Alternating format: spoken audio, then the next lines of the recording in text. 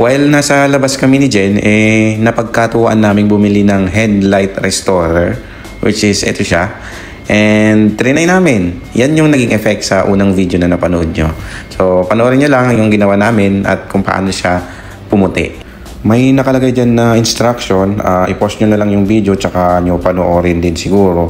Tsaka para alam nyo din kung ano yung gagawin at mga dapat iwasan. And mura lang to. Lang 1350 dirhams. Ang sabi doon, shake well before applying. So yan, halu-haluin mo lang.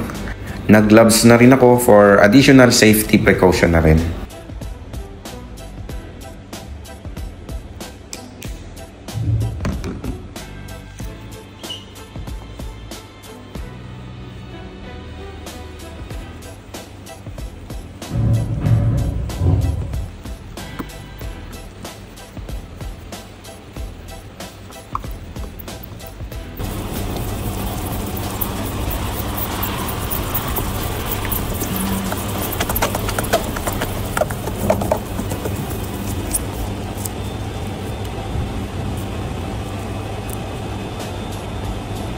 Baka kasi yun, isa rin dahil i-as over ilang tayo.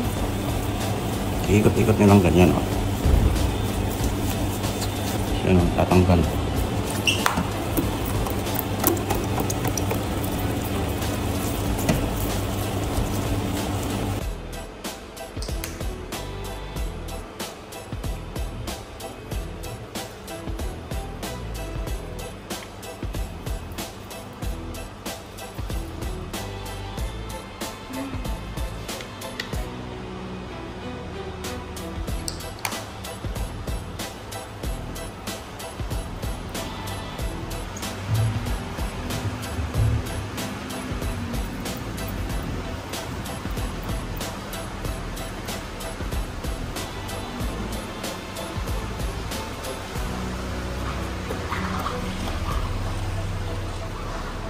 Ba? Yeah.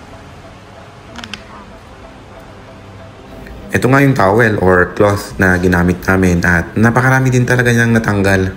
So tingnan niyo naman, ito yung bago namin maglagay, tapos ito naman yung after. So may changes din kahit papaano, kahit one time application lang.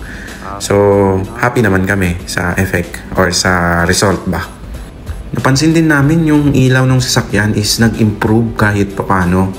Kasi medyo yellowish and darkish na siya prior to this.